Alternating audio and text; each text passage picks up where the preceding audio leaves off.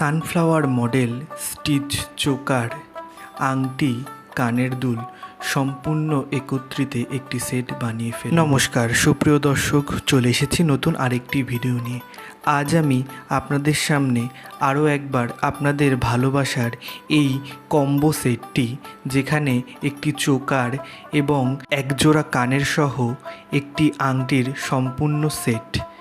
এই hand stitch চোকারগুলোতে আপনারা অনেক অনেক ভালোবাসা দিয়েছেন এবং অনেক কমেন্টও করেছিলেন যে এই প্রকার আরও যাতে ভিডিও দিই। বাকি দিনের চোকারগুলো থেকে আজকের এই চোকারের ডিজাইনটি একটু আলাদা।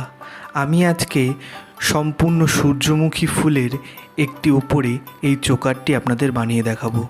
আমি এখানেই একটি কালো কাপড়ের ওপরে প্রথমেই দেখেছি কি প্যাটার্নে আমি এঁকে নিয়েছি।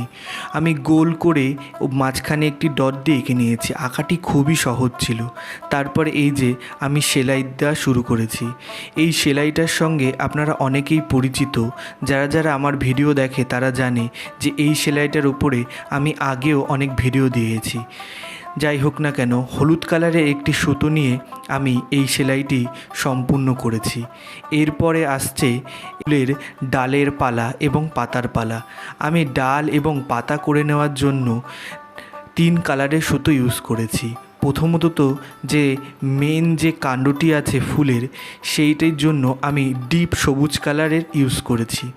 আমি এখানে ডলি সুতোরই ইউজ করেছি। আপনারা চাইলে কিন্তু রিলের সুতো দিয়েও ট্রাই করে দেখতে পারেন। আমি এখানে সম্পূর্ণ একটি ডলি সুতোতে 6টি ভাগ থাকে, সেই 6টি ভাগের ডলি সুতোই আমি এখানে নিয়েছি।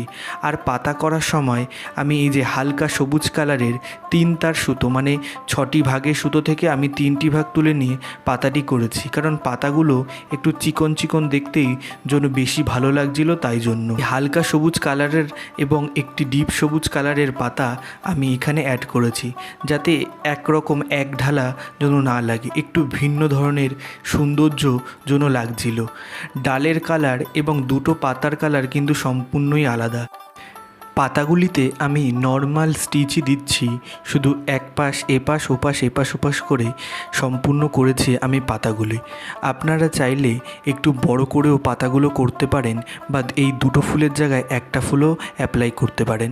আমি এখানে মনে হলো যে ছোট ছোট করে দুটো ফুল করলে চকারটি বেশি ভালো লাগবে, সেই জন্য আমি করেছি। আর আমি এখানে সূর্যমুখী ফুল করতে লেমন ইয়েলো কালারটি ইউজ করেছি। আপনারা চাইলে ডিপ ইয়েলো কালারটাও কিন্তু ইউজ করে থাকতে পারেন। এরপরে নিচে আমি কিছু ঘাস দিয়ে দিচ্ছি। ঘাসের জন্য আমি 2 শেডের সুতো ইউজ করছি, একটা হালকা সবুজ আর একটু ডিপ কালার। 2 শেডের ঘাসটি ইউজ করলেও ঘাসটা যেন দেখতে একটু আকর্ষণীয় লাগছিল। আমি সবসময় সহজ পদ্ধতিতে সেলাইগুলো করে থাকি এবং আপনাদের সামনে তুলে ধরি। আর এই যে এই সেলাইগুলোর আমার এক্স্যাক্ট কোনটারই নাম মনে নেই, মানে কেন জানি না, আমি যেন সেলাইগুলো শিখেছি তারপরেই যেন নামগুলো ভুলে গেছি। আপনাদের যদি জানা থাকে কি কি সেলাই কি কি নাম আছে, আমাকে একটু কমেন্টের মাধ্যমে জানাবেন। আর কিছু মাসের মধ্যেই দুর্গাপুজো আসতে চলেছে, তাই আমার খুব ইচ্ছে রয়েছে যে দুর্গা ঠাকুরের ফেসের ওপরে বা ওই পুজো সংক্রান্ত একটু আইডিয়া নিয়েই আপনাদের সামনে জুয়েলারি বানিয়ে দেখানোর।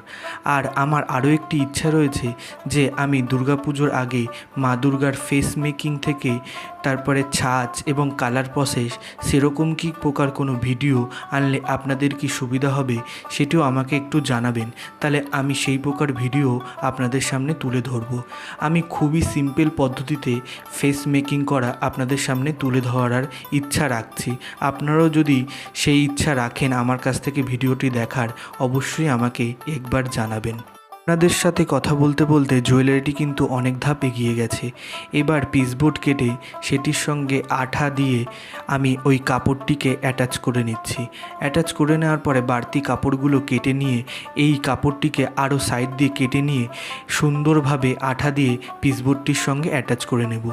ফিনিশিংটা কিন্তু এখানে খুবই দরকার আছে, কারণ আমি এর পাশ থেকে কোনো প্রকার কিছু অ্যাটাচ এবার করব না, শুধুমাত্র একটি অক্সিডাইজের ঘুঙুর লাগিয়েই আমি সম্পূর্ণ করব।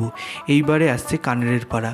আরও একটি পাতলা পিসবোর্ড কেটে সেটিকে ফুটো করে তার মধ্যে যে কানের হুকটি থাকে সেটি অ্যাড করে নিলাম, তারপরে আঠা দিয়ে এটির সঙ্গে অ্যাটাচ করে দিলাম। সম্পূর্ণ হয়ে গেল কানেরটি। আমি এইভাবে কিভাবে আংটিটি করি সেটাও আপনাদের সামনে তুলে ধরবো। আর টার্সেল মেকিং করার পরে এবার আসছে টার্সেলটি অ্যাটাচ করার পালা। আমি এখানে সবুজ আর হলুদ দিয়ে ফুলটিকে সম্পূর্ণ করেছি বলেই তাই জন্য সবুজ আর হলুদ কালারের সুতোর গুটি নিয়েছি ম্যাচিং করে। এবার সেলাই করে আমি চোকারটির সঙ্গে টার্সেলটি অ্যাড করব। আমি সবসময় সেলাই করেই চোকারটির সঙ্গে টার্সেল অ্যাড করি।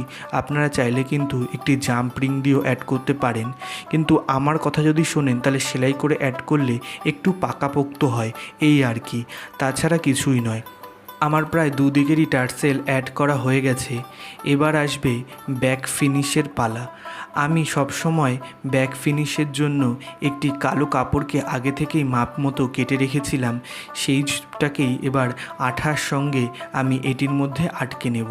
ফ্রন্টের সঙ্গে সঙ্গে ব্যাক ফিনিশেরও কিন্তু অনেকটা গুরুত্ব থাকে একটি সুন্দর জুয়েলারির পিছনে, কারণ জুয়েলারিটি কোনো কারণে যদি একবার উল্টে যায় তাহলে ব্যাগটি যাতে খারাপ না লাগে সেই জন্যই এইটি। আর কেউ গলায় পরলে ব্যাগটি যদি সুন্দর না থাকে তাহলে কিন্তু অনেক সমস্যাও হতে পারে, সেই জন্যই ব্যাক ফিনিশটাতে খুব সুন্দর করে নজর দেবেন। এবার একটি জাম্প রিংয়ের সঙ্গে আমি অক্সিডাইজের একটি ঘুঙুর অ্যাড করে দিই। এই প্রকার আরও নিত্য নতুন ভিডিও পেতে আমার চ্যানেলটিকে সাবস্ক্রাইব করে পাশে থাকা নোটিফিকেশানটি অন করে রাখবেন, যাতে আমার পোস্ট করা সব প্রকার ভিডিও সবার প্রথমে আপনার কাছে পৌঁছায়। ভিডিওটি ভালো লাগলে একটি লাইক করবেন, ভিডিওটি কেমন লাগলো কমেন্টে অবশ্যই জানাবেন।